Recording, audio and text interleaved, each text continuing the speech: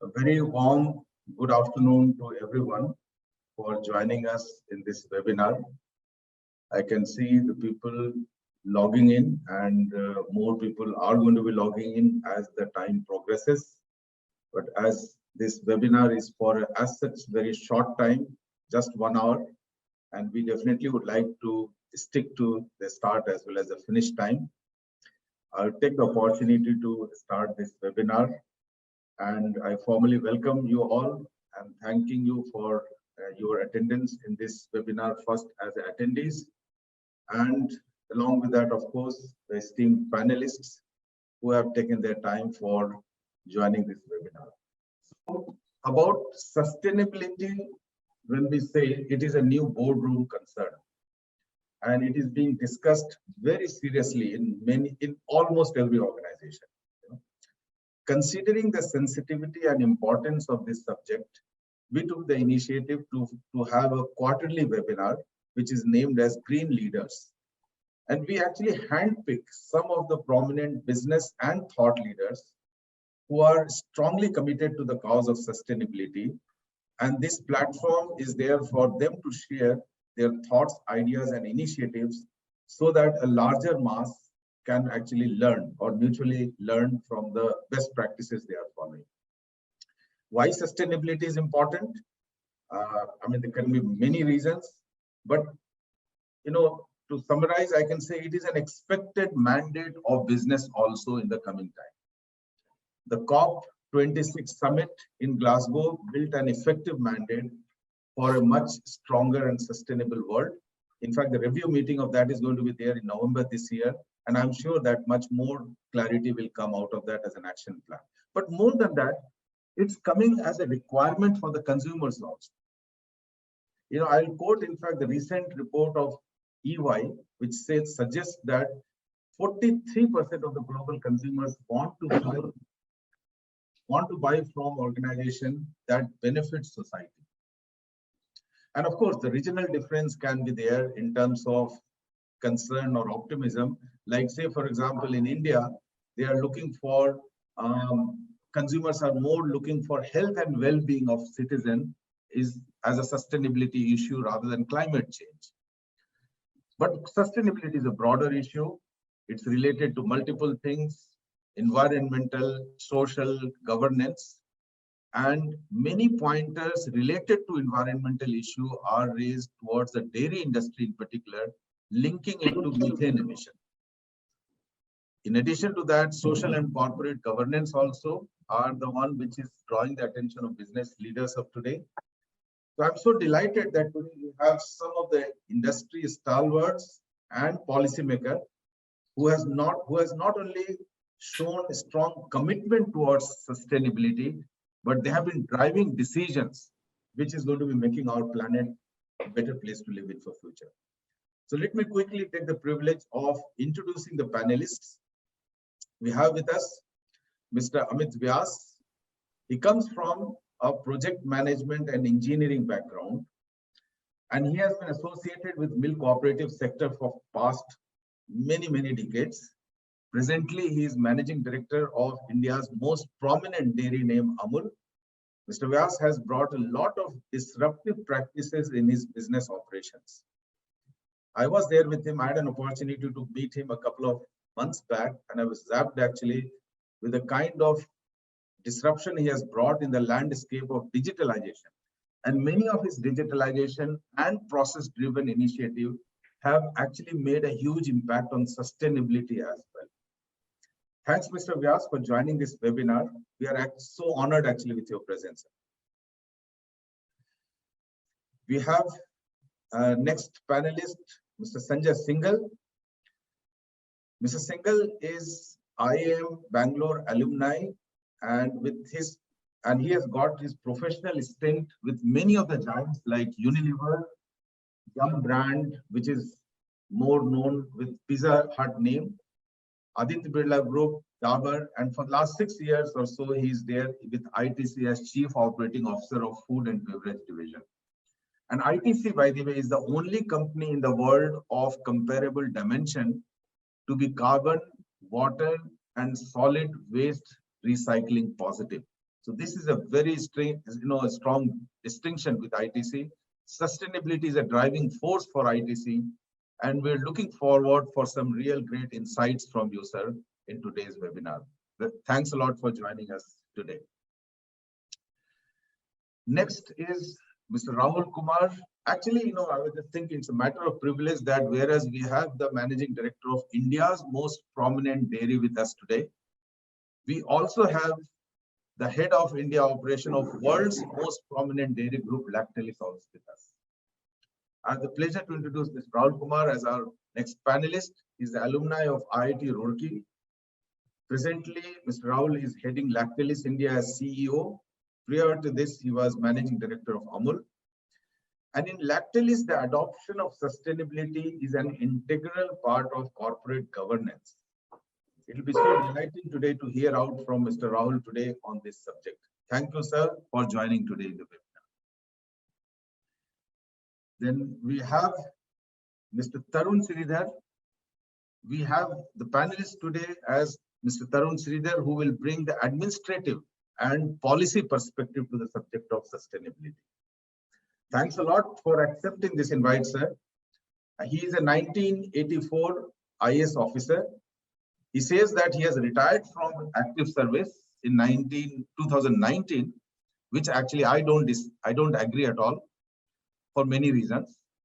Presently, Mr. Tarun is member administrative in Central Administrative Tribunal. He is also principal advisor to National Cooperative Development Corporation and many other things which is keeping him engaged. Many other awards has been given to him. One of the latest one is the Policy Leadership Award for Dairy Sector. Mr. Tarun had been secretary in Ministry of Fisheries and Animal Health and Dairy, Government of India, and he had played an instrumental role in creation of this separate ministry. He has also contributed immensely in the launch of Dairy Infrastructure Development Fund, Fisheries Infrastructure Development Fund, among many other initiatives he had taken. Very prolific writer he is. You can see his articles being published into many of the journals or newspapers very often. Thanks a lot, sir, for joining today in this webinar. And we have Dr. Suresh Kumar as our next panelist. He is postgraduate in veterinary science, and for close to 3 decades, he had been associated with livestock industry in various positions in marketing, technical, and sales. He is associated with Kemin for past 20 years, more than 20 years, and is presently president for Kemin Industries South Asia. Thank you, Suresh, for joining this webinar.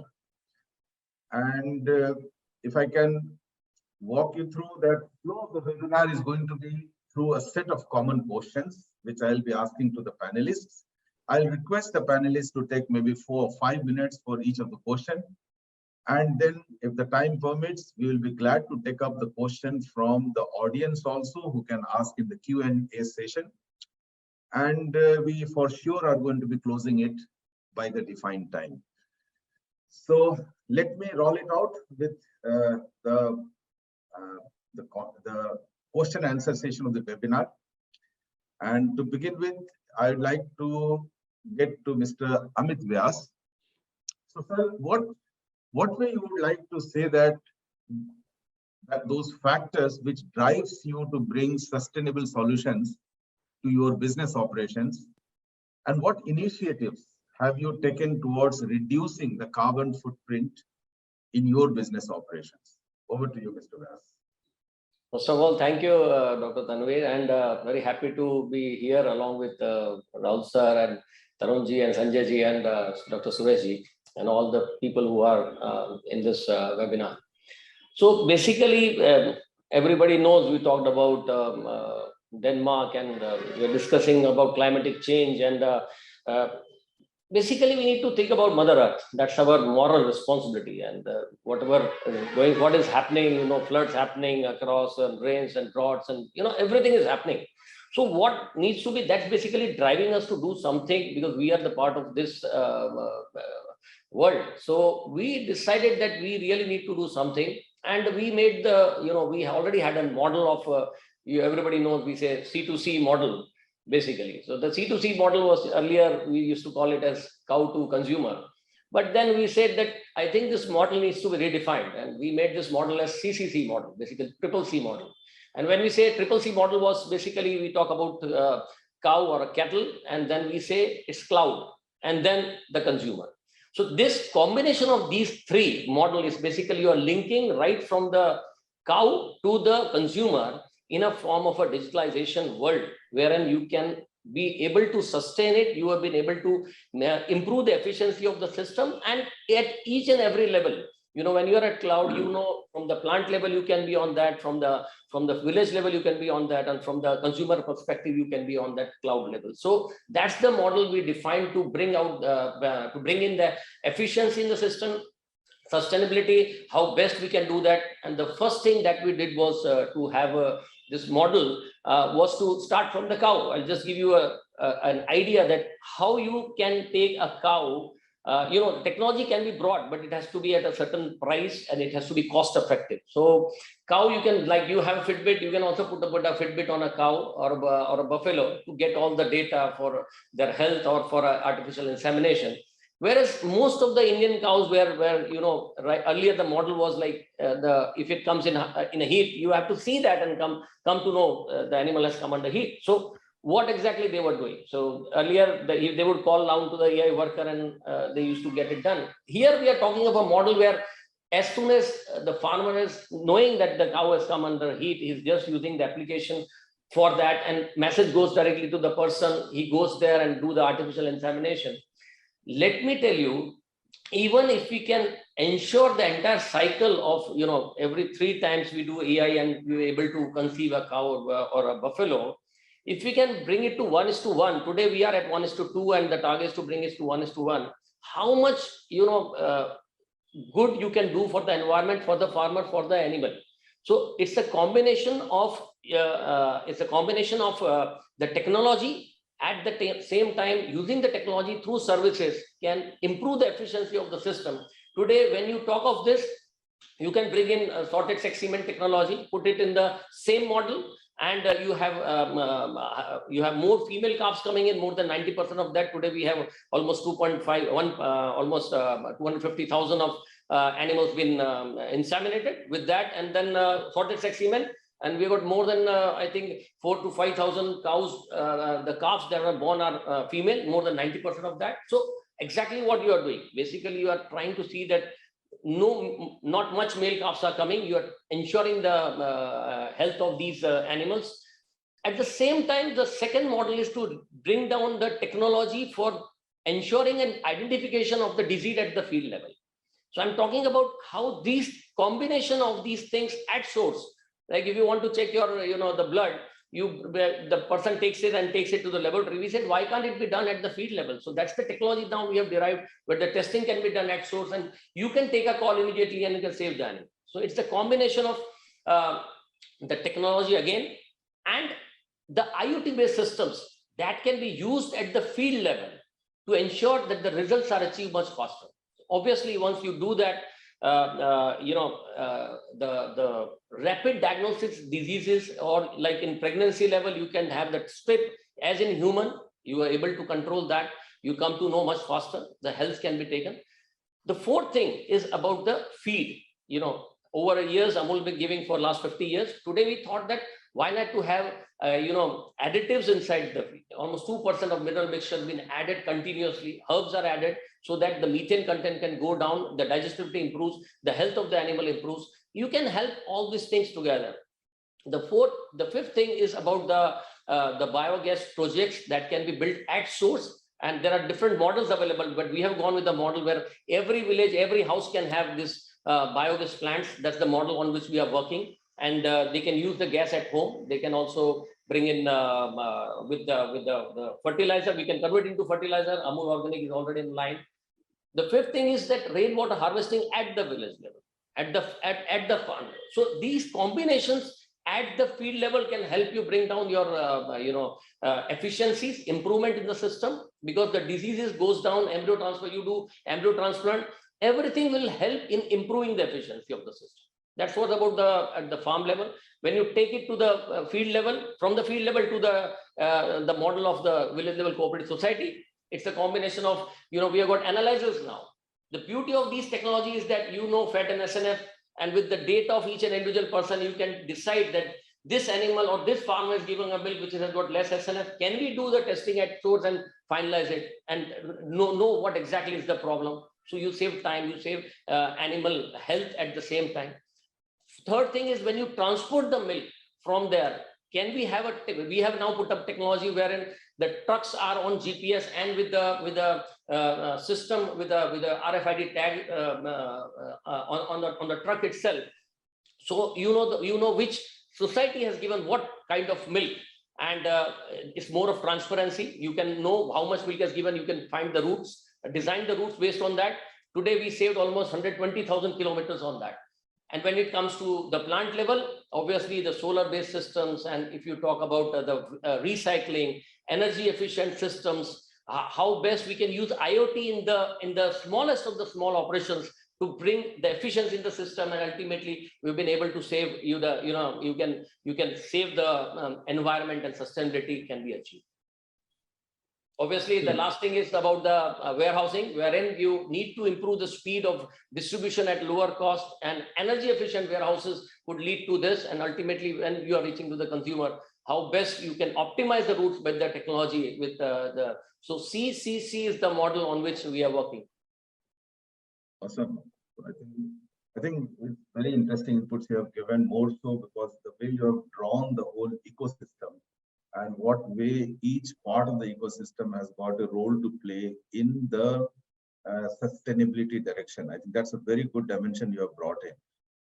I really like the way you told that when we are going to be having a more efficient dairy animal, we are going to be talking about release of less methane in a way, because ultimately when you are having more efficient animal on per liter of milk basis, methane emission is going to be low. Similarly, when you are going to be having more of methodical artificial insemination, which is giving rise to more of female calves, in a way we are talking about increasing the efficiency. Plus, you also brought on the component on the other end about logistical part or transportation part, how it can be efficiently, improved to reduce the carbon footprint. Great, sir. We'll definitely come back to you for gaining more insights on this. Now, let me bring Mr. Sanjay Singhal. Sanjay, you know that from consumer perspective, one of the data point which I could gather was Indian consumers are looking for sustainability initiative by the companies, but they're not ready to pay for this. They are expecting the companies actually to bear that cost of bringing the sustainability flavor from the organization side. You represent one of the behemoth of FMCG. How are you managing this paradox?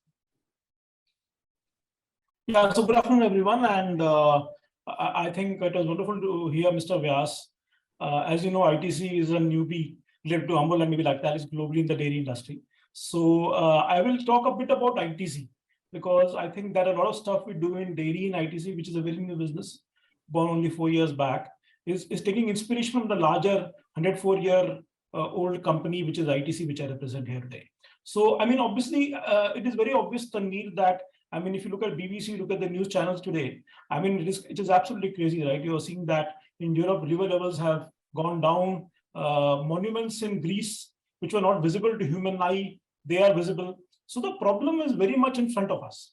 And it was obvious to us, paradoxically, I would say 1.5 years back when there was a lockdown in the first wave of COVID, and all of us, when we opened our windows, maybe in Anand or in Delhi, we could see that you could see the Himalayas from a certain part of Delhi, for example, or some of the hills. So the benefit of not having that problem was also very obvious to all of us.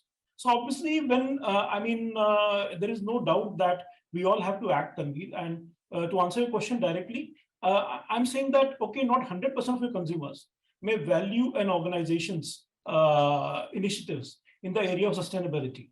But certainly there is a segment of consumers who has become aware of it. And that awareness is going up because, I mean, forget about the forecast that, our global temperature will go by 1.5 degrees every 20 years. You look at what's happening in Europe, you look at what's happening in US, it's going up much more than that. I mean, the wildfires are absolutely crazy that are going on right now. So there is no doubt that consumer awareness will increase. And number two, I think that I mean, as a responsible organization, one anyway has to do what is right for the long-term growth of the country and the environment and the consumers. So I think it is very, very contingent. I mean, certainly there can be regulations to force you, but I'm very pleased and I think privileged to be working in an organization called ITC, where we've been at the leading edge. You mentioned some of our how we are water positive, solid waste positive, and we are the only organization probably in the world to do that. Now, in terms of what we are doing to manage some of the situations, I think that obviously from the larger ITC perspective, and the dairy business of ITC takes inspiration from some of the larger how ITC runs businesses, right from tobacco to foods to hotels. I mean, I'm pleased to inform you that as of today, over 41% of ITC's total energy consumption is coming from renewable sources, be it wind energy, be it solar energy, other such sources. This type of overall ITC level. Like one of our dairy factories in East India, I think 50% of our energy is coming from wind energy, which we are wheeling from Andhra, for example. Similarly, if you stay in our hotels, I think we are the only chain in the world where more than 33 of our hotels are green buildings, which are LEED certified. So that takes a lot to sort of do that. Similarly, we have done a lot of work on afforestation. We have a paper business, and I think we would have cumulatively greened over 8.5 lakh acres of forests, working along with farmers for that. Similarly, in water security, which is a big issue, and of course, dairy and dairy animals are a very large consumers of water, which is obviously a problem. I think that larger ITC, we've done a lot of work in watershed development. I think that soil and moisture conservation, we would have covered around 1.2 million acres in the last few years per se. Similarly, in solid waste management, because in India, the biggest problem is obviously the municipal waste, and it doesn't get processed. It goes into the environment, it creates more problem. So we have a program called the WOW, we call it the well-being out of waste, where we currently reach out to around 1.5 crore Indians, and we work with some 8 or 9 municipal corporations to utilize, gather, and reprocess their municipal waste.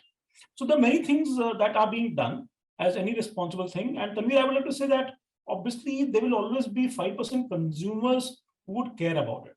But given that me as a consumer is looking to BBC, and I am seeing there are fires in Europe, there are fires in US, and there is so much problem. I mean, one is the consumer part.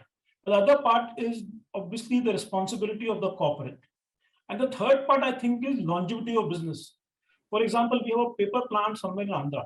I think it's very, very near to the seashore. And we are worried that, you know, if that water levels keep going up like this, what will happen to the paper plant? So I think it is also in the interest of organizations and corporates that for the longevity of the corporates, that these things in terms of longevity, I mean, assuredness of supply of raw material, which we know what is happening in the world right now, in energy, in oil, etc., etc. Assurance of employee well-being. So I think it is also it's a responsibility. It's also a business continuity imperative, is how I would like to end by saying that. Right. I think the summation what I could get is that a lot depends upon the values of the organization and how strongly the organization is embedded to the cause. And our organization like ITC, no doubt, they have been talking about sustainability much before it has become a flavor of the subject today, and that is coming out very clearly in your message also, sir. Thanks a lot for your input. Now let me bring in fact a gentleman from non-corporate sector, and I have pleasure in taking now Mr. Tarun Sridhar for the next question. Sir, as you know that in any respect, commitment to sustainability starts from top. And we can see that government is also showing a very strong commitment towards meeting the sustainability goal by being net zero by 2070, as our Honorable Prime Minister also has announced. So how are you seeing the overall progress of India in this direction, and more so related to the livestock sector? What are the initiatives which has been taken, which is going to be making it happen, or maybe fast forwarding our meeting of commitment? Yes, sir. Okay, thank you, Tanvir. Although you had indicated that this would be the question you'll be posing to me, I'll answer it in a different way because I really don't have the answers. Now, you mentioned that government has shown a strong commitment. I would say government has stated its commitment. The commitment is yet to be demonstrated. That is number one. Number two, your ambitious goal of net zero emissions up to 270 is laudable, no doubt. But it's not easy. We have to move beyond sloganeering. And how do you attain this net zero emissions to 270? And what all is required for this? Now, you do not require just a dedicated policy to aim at net zero emissions. You require a holistic management and holistic policy, wherein net zero and target of net zero emission should be an undercurrent in everything you do. Now, to attain that net zero, this thing, you have to reinvent the entire gamut of governance and business, which exists as on today. Now, how do you attain net zero? You attain net zero that by creating a situation wherein, while reducing the greenhouse gas emissions, whatever emissions are taking place are being absorbed by your forests and by your water bodies and other natural resources. Here you have a condition wherein your water resources are getting depleted or getting polluted day by day, where your aquatic and oceanic wealth is getting depleted day by day. Your forest cover is going down, and at the same time, we are moving towards net zero emissions. Now, merely cutting down methane emissions from some cattle or from the coal-based power plants or some units is not going to be enough unless you address the other environmental issues also.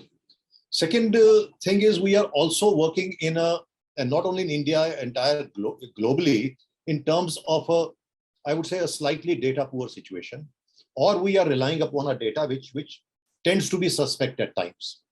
Now, if you go through the various reports of different expert panels with respect to the, say, greenhouse gas emissions from the livestock sector, I'll restrict myself to the livestock sector. Number one, I don't claim to have knowledge of other sectors. Even livestock sector, whatever little knowledge I have, I owe it to you guys. Okay, if my knowledge is a bit flawed, etc., probably I have not been a good student, although you were all outstanding teachers. Now, the Intergovernmental Panel on Climate Change puts the entire greenhouse gas emissions from the livestock sector as 14.5% of the total. And this 14.5% also includes the GHG on account of transportation of the livestock products, primarily livestock food products, from their source to the consumer. So part of what should be attributed to the transport sector also gets attributed here. Now, even in presuming that 14.5% is correct, we also need to address the rest of the 85.5% more seriously. That is one. Second, I think Mr. Vyas has listed several of the things which the government in cooperation with the sector and the stakeholders is doing. But they are all standalone efforts. Sex sorted semen so that only female calf is born. This would put an end to your unproductive cattle, much better feed management, water management. These are, well, isolated examples, and they are not being necessarily done for the sake of zero net emissions. They are basically being done for, as a part of the overall improvement in the management of the livestock. So what I would say is, I think it's a very valid point. When you talk in terms of the livestock sector, in terms of government policies in the livestock sectors, all our policies towards enhancement of productivity should be such, which also give a fillip to sustainability in development. But before we do that, I would say that it is very, very essential. Number one, we base our policies and management on a robust data. It's not difficult to collect this data. Let this data be collected and collated and analyzed scientifically. What has happened is the entire debate on sustainable development, green development, so-called organic development and organic agriculture has been hijacked by ideologues rather than by scientists. And the scientists who have a voice in this thing have also assumed the roles of activists rather than pragmatic scientists. One thing which the government should very, very be cautious about is not let it be hijacked by activism.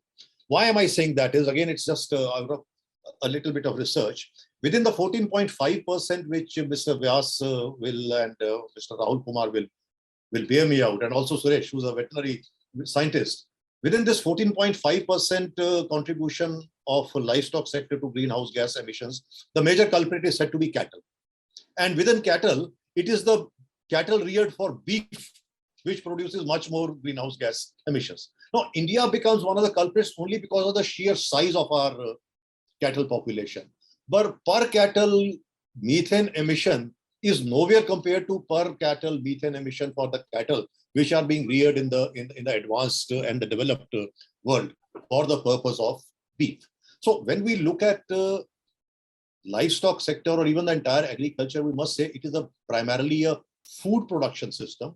The sustainability of the system is also required to feed 10 billion people in another 25, 30 years. Therefore, it is very essential that whenever we devise our policies and other things for the livestock sector in particular and agriculture sector in general, we do not end up stigmatizing our existing livestock products, presuming that they are unsustainable or presuming that they are not healthy. I'll just take 1 minute more from what Mr. Singhal was mentioning in terms of consumer confidence and consumer awareness. Good, there is a high level of degree of awareness we see, which is visible in the urban consumer or even semi-urban consumer these days. But are we actually giving him a product of high integrity and quality in the name of what is an organic product or a green product? These days, you open any app for food delivery app or say this grocery app, etc., Big Basket Daily, it gives you 15 or 20 kinds of eggs, antibiotic residue free, only corn-fed chicken, as I say. There is absolutely, it's a mayhem in the market. You just name something, anything, within the same box of 12 eggs, which are say only corn-fed eggs, all 12 will be of different sizes. They would also have some stains. So there's nobody. So it is just that we are also capitalizing on the gullibility of the urban consumer that this is green, this is organic, as if anything which is inorganic is bad. Globally, only 1.2% of the agriculture is grown what would be called organically. Is it our case that nearly 98% of the food, etc., agriculture products or livestock products which are being produced are unhealthy or we're playing with the lives of the people? So when we are talking in terms of government policies and other things, it is very essential. It should be pragmatic. It should be based on science. It should be based on data which has been collected, collated, and analyzed in a scientific manner, and shun activism and try to keep the ideologues at bay. Ideologues and activists are very good in terms of creating a general mass hysteria and awareness and what we say, bringing into focus the green agenda. But when it comes to the policies, etc., they should be dictated by pragmatism. I think I would stop here, not take liberty with the time that you have allotted to me. No, I think I can understand that how you have nicely compressed all your thought-provoking thoughts in such a short time. But you have raised a very slew of very thought-provoking points. It's about how do we make sure that in the name of sustainability, we are not taking the consumers for a ride. At the same time, how we are not going to be basically compromising on the basic thing which you told, that efficiency is one thing which should be the underlining thing, because when we talk about improving the efficiency, in a way we are talking about control on the advantages of sustainability part also coming. In addition, some of the policy parts also which you have told, that also looks to be very interesting to be made note of. We'll come to that point further to it, but let me come now to Mr. Rahul. Mr. Rahul, you also come from an organization which we have been seeing. If I look at the initiatives by Lactalis, multiple initiatives are there for making the global imprint of more so towards the carbon footprint, less and less with various initiatives. In addition, from the corporate governance part also, I could see that Lactalis has been taking a lot of initiatives. So how in India operation, you are managing or you are striking the balance of the sustainability direction, and how you are basically making your team also getting charged up to be on this direction of yours? What is the way you are managing both these parts? Yeah, thank you, Tanveer. I think it's a very nice topic which you have selected for this webinar. It's very crucial and very important for all of us. Before coming to India, I just take 1 minute that why are we discussing all these things? See, the first of all, we have a global, vision for the carbon emission reduction, methane reduction, and greenhouse and all these things. So we have a global pressure as a country to do something. It is not our priority as such. If you take what is my 10 priority, perhaps sustainability will not be in that as we speak today. So first of all, we have a global because of various, Paris Convention and all these things. Second is that, what is the impact, what we are going to have in India, because whatever we say that per animal is less and all these things, but just share of the population of animals and all these things, poor productivity, per liter more methane gas emission, and all, we have several factors I don't want to discuss in detail. We as such, we are, going to produce more methane as just because of population of 30 crore or 35 crore animals we have, and we don't have much progression in productivity. So whatever milk we have doubled in last 15 years, primarily it has come from more number of animals. I'm not saying the productivity is not improved, but it's not improved the way it should have been or the way we have in other countries. Now we're talking about the next 15 years. We're talking about from 210 million metric ton, we are going to produce 300 million metric ton. Okay. So if we are not able to give priority to the sustainability aspect, it will be disaster as far as global point of view or even the Indian point of view as far as our commitment for what you call it carbon net zero reduction and all this thing. That is one point. And most important point is that the biggest challenge in dairy all across world, and it will come to India also, that there is anti-dairying lobbying being established. There are a lot of anti-dairying lobbying in the US and Europe, and one of the reason is that this industry is not sustainability concerned. It's not.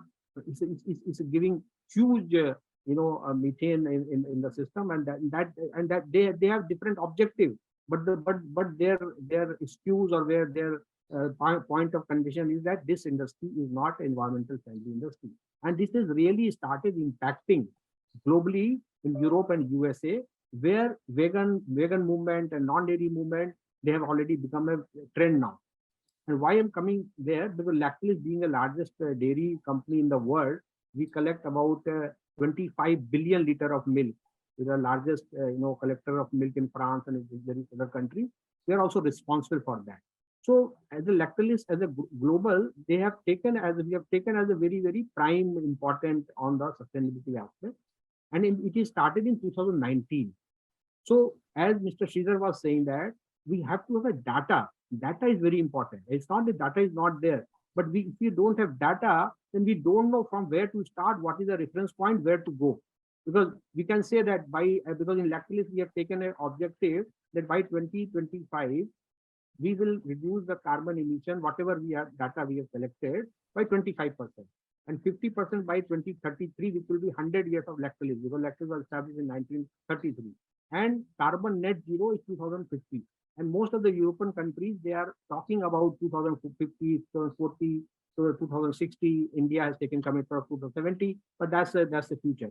What I mean to say that this kind of objectives have been taken on the proper science-based targets initiatives. So we have to have that initiative, that what is the base level data we are talking about in India?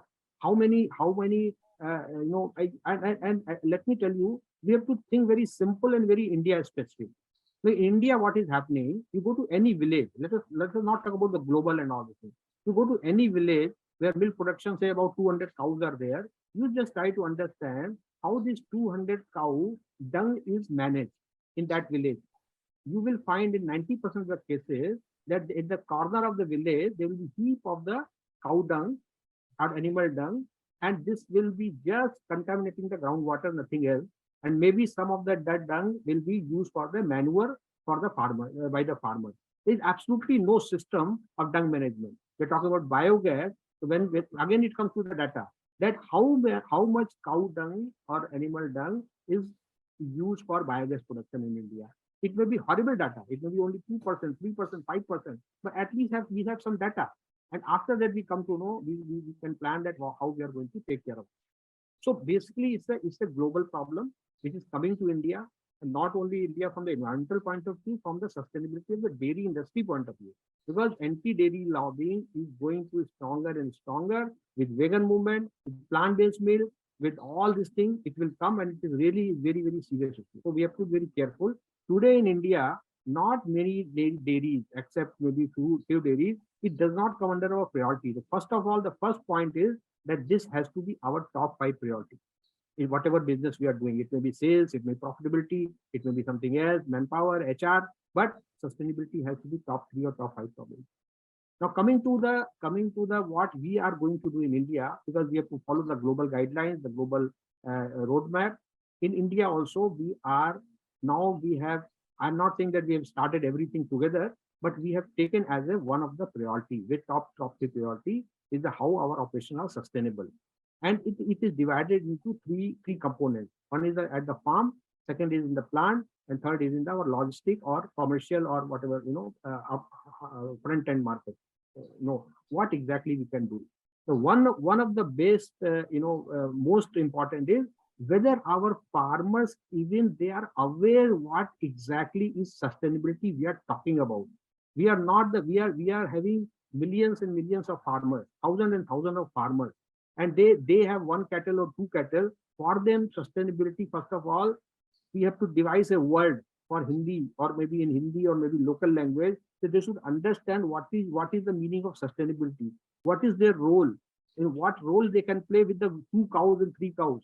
Forget about, we're talking about big names and all these things. So first of all, we have to have a very massive awareness drive with the very 2-3 toolkit point, that what exactly they have to do to see that their animals are properly managed and their productivity is high, per animal milk is more, cattle feed or ingredient in cattle feed and all these things. And for that, dairy companies have to play a very important role.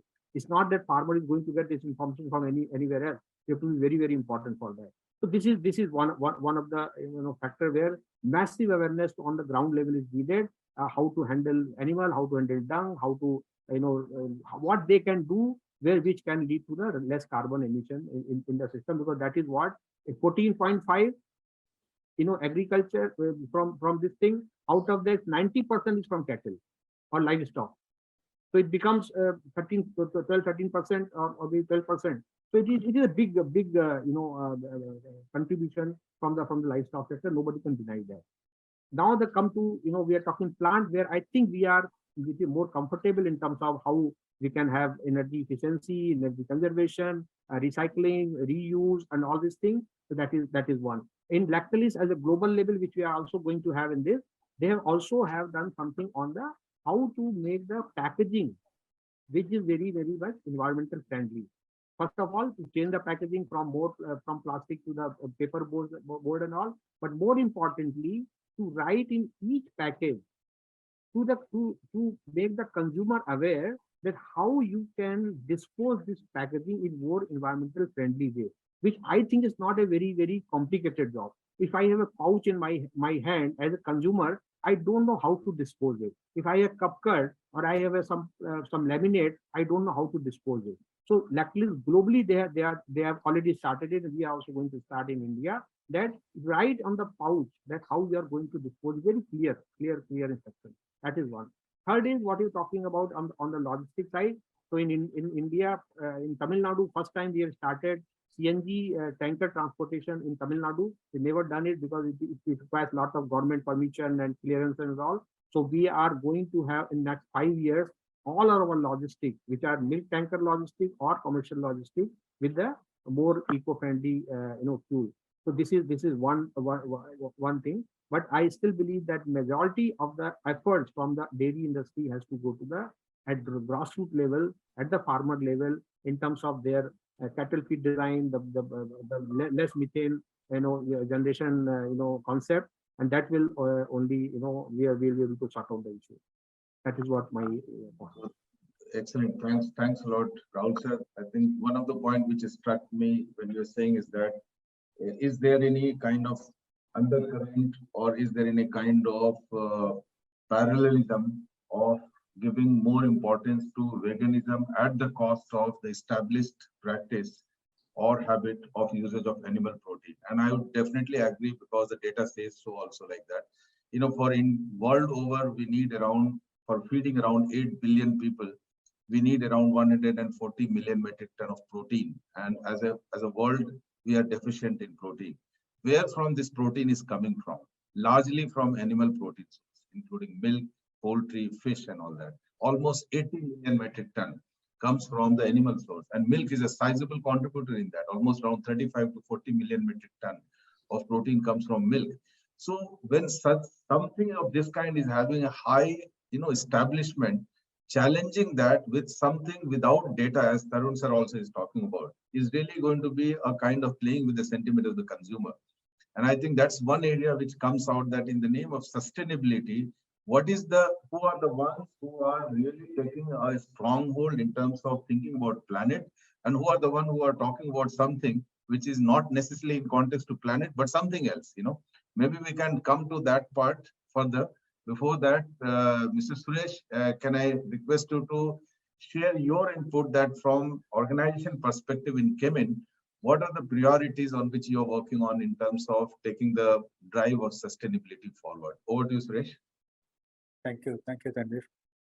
Yes, after hearing from all of you, probably, especially Mr. Tarun said, it's a policy which has been stated when it comes to sustainability. Rather, Kemin has stated on its own that by 2050 we want to be like net zero. So that's what the stated policy for Kemin. And just before saying that, I should say that how the Kemin name came actually. It's like chemical industries is the name of from where Kemin actually has the name was coined. So from there only Kemin name came. So to start with, we know that what we can control and what probably what we can give to our consumers end of the day who buys our product, and how probably we can able to help them to probably reduce the carbon footprint. So when it comes to the kind of products which we launched maybe the earlier years, most of them were chemical based, and from there we want to move towards the natural solution. Today we are almost close to 50% of the product which comes through the natural solutions. So this is one way we are looking at how probably we can reduce the carbon footprint. And having said that, in the operations, probably if you look at, I see that there are a lot of fuel consumption or water consumption, which is going to be heavy day by day. A lot of gas generation is happening, and non-recyclable packaging, which Mr. Rahul also talking about, and that's one area probably how we can look into it. So having seen that what initiatives we are taken from Kemin is moving towards solar power. That's already to start in India, South Asia as well. We already been capex approved for that. Probably will be implementing generating solar power by probably next year. By this time, I could say that we'll be in a position probably to generate that. And then not only that, we are also rain harvesting schemes. How do we conserve water? There are a lot of effort has been taken internally. I would say like how we install condensate over the recovery system in the boilers, in the manufacturing facility. Also sensor-based water traps, which has been placed all around the factory operations as well as for office premises. This is one way probably we are looking at how we can conserve water. And for fuel consumption also, how do we probably move from using diesel probably to gas, through gas, how do we generate power? That's something we are already working on, which can help to reduce the carbon footprint. On packaging side, as of course, all single-use plastics is completely banned in our facility as of today, and that's a good thing. And we separated this into 3 areas. How do you probably see that for future generations, what probably we can give a sustainable solution? That in a healthy people, we see through 3 lenses, and then healthy planet, probably that's where we are trying to reduce carbon footprint. And then healthy business, of course, we need to reinvest into the business. Having said that, so some of the initiatives what we have taken is like reducing organic waste. That's something. Reducing waste. That's we install organic waste converter, so that probably is getting converted into manure and it's being used. And we have good economic work environment, so that helps probably people to work more effectively. And also we continues to do a lot of training programs to propagate the sustainability all around. So this is something we are doing, and we have actually divided into 3 areas: scope 1 and 2. That's where we started now, and scope 3 is an area where we started working now. That's actually by using Kemin products, how much carbon footprint probably we can able to reduce. This is a work in progress, and most probably once we did that, we'll be able to tell you clearly how Kemin can probably help or add to the overall sustainability or global sustainability. Thanks, Suresh, for summarizing the various initiatives of Kemin. Now, let me take a few of the questions because we are coming to the almost fag end.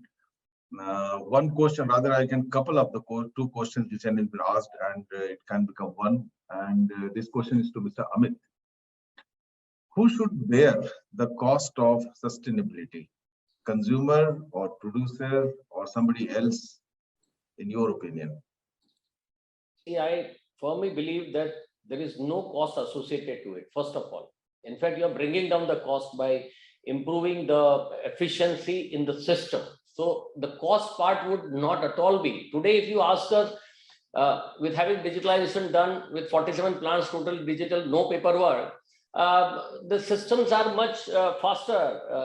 In fact, we have able to bring down everything on the lower side. You have digital belts, you talk of anything. Whenever you are working for any concept, whether it is sustainability or improving the efficiency or improving the systems, it will obviously bring down the cost. There's no doubt about it. There's no cost associated with it. That's the first thing. Advantage would be that we will be able to give in terms of good quality products to the consumer. On the other side, good price to the farmers. It's a combination of that. Wonderful. It adds value, in fact. Sorry to interrupt. It not cost. It gives you value. Absolutely. So I think that summarizes it quite well. That it's a misnomer to see that following the sustainability direction is going to be adding up the layer of cost.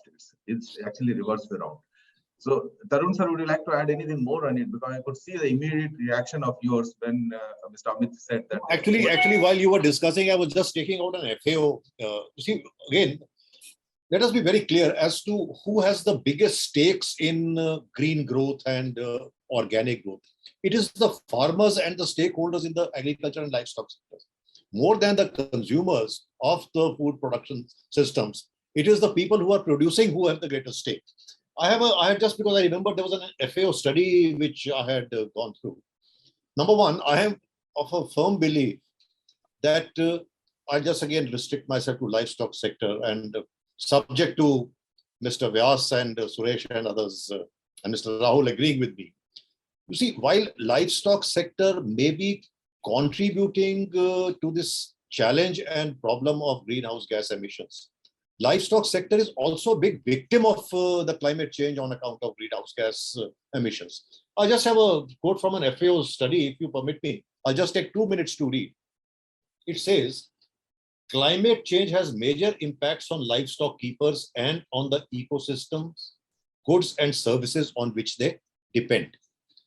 The regions most vulnerable to climate change are Sub-Saharan Africa and South Asia. So we are South Asia.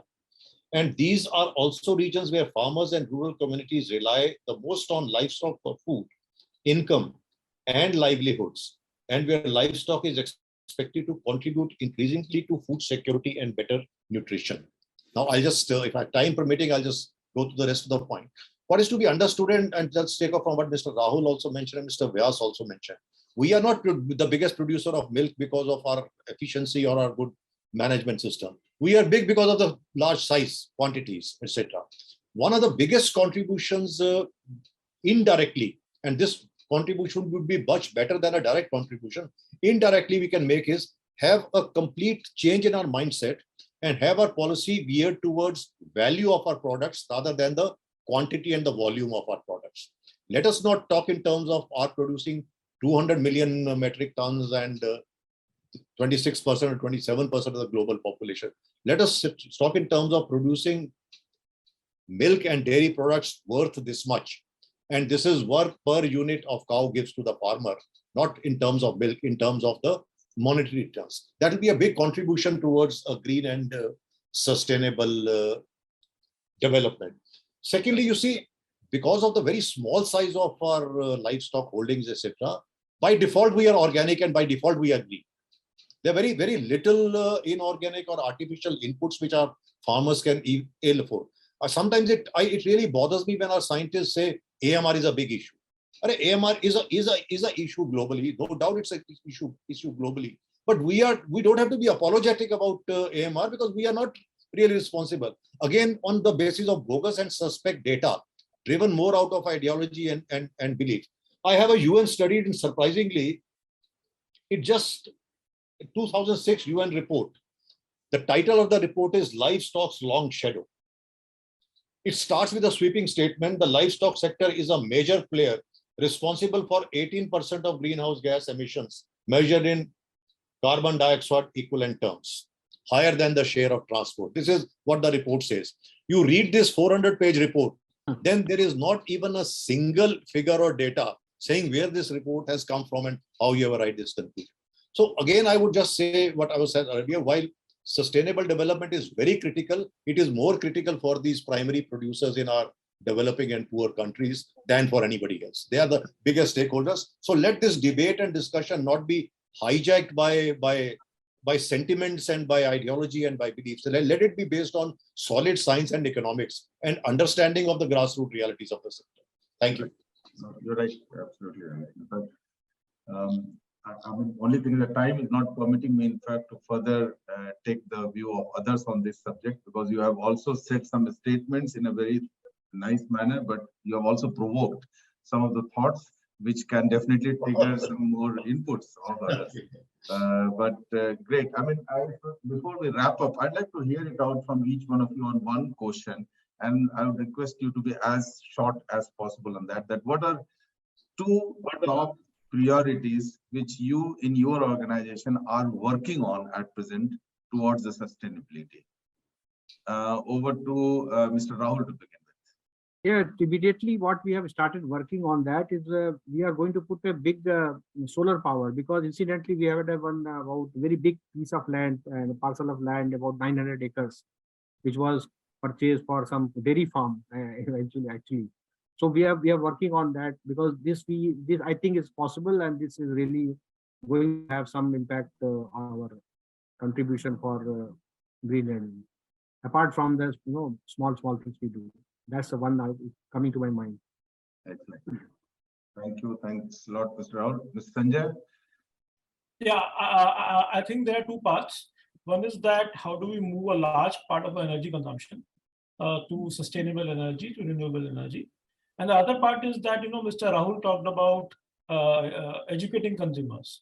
So, what we did very small is that there's some statistic that nearly 50,000 tons or something like that of the small part of the plastic pouch of the milk is cut by the consumer and is thrown away. And obviously that small part which is cut by the housewife in the morning, it is now picked up the rat picker and reprocessed. That is a huge problem. So what we've done and we'll do more is that in our small business, all our packets, they have a small thing for the consumer, like a knife thing, saying, please don't cut the entire pouch, please leave it along with the main pouch. So I think these are things that we will take up more, because in a small way, I mean, we can educate the consumer to be more conscious of their consumption habits. Excellent. Very small step, but very meaningful step. Excellent. Mr. Amit, from your side, please. The most important aspect, as Rahul Sahab also said, that is we are working on digital literacy and the knowledge sharing about the issues that we are facing. So I think we have now almost 50,000 of our farmers been trained digitally, basically. So they are getting shifted to that aspect, to more focus towards the literacy on digitalization and understanding, so that obviously results are there.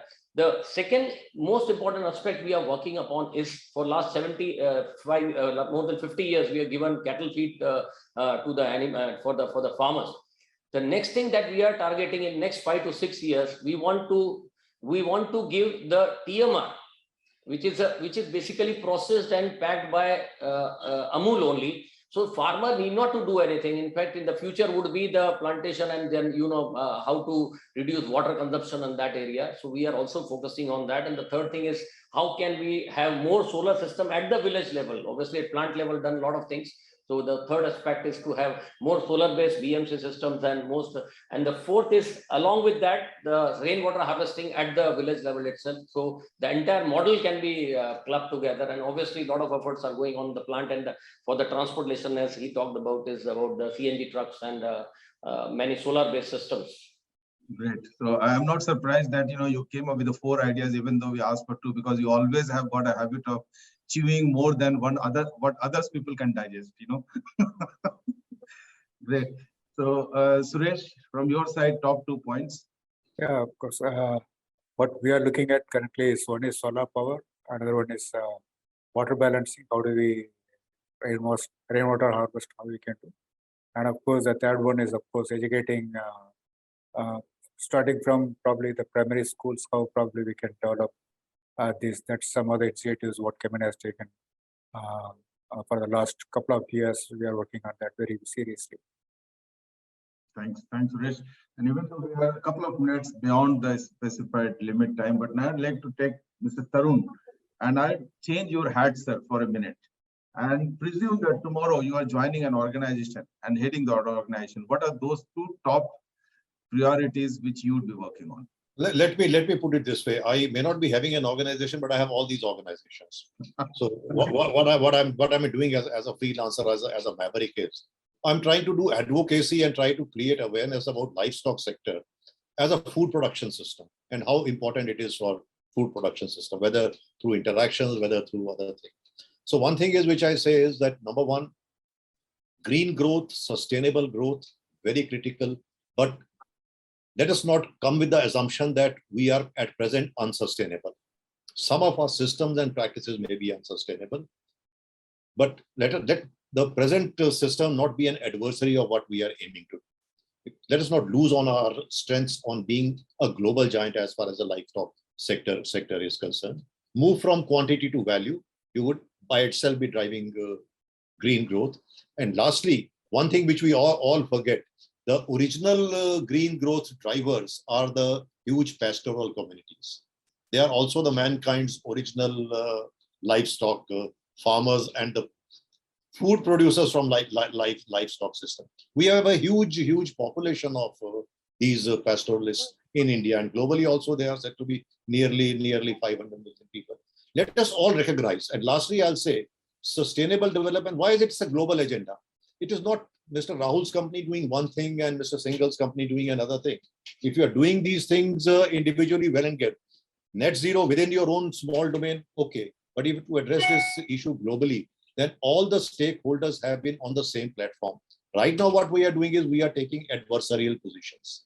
This versus that. That is what needs to be avoided. Now, if I were heading a company or anything, this is the kind of collaboration and cooperation and a concerted action I would look at. Thank you. I don't know whether I made sense or not. Thank you. Really made sense. Great. So my apologies for overshooting it by 4 minutes, but it was so enthralling actually to hear every panelist. And I know that you all have got up your sleeves many more insights than what you shared today. We look forward for similar interaction sometime in future again. Thanks a lot to everyone and the audience. We had very good attendees also today, and I'm sure that the recorded version is going to be watched by much more later. So thanks a lot to everyone for joining, and despite your busy schedule, you could make it from different part of the country. Once again, many thanks. It was lovely interacting with you all. Thank you very much. Thank you very much. Thank you everyone. Thank you so much. Thank you. Thank you all. Thank you. Thank you.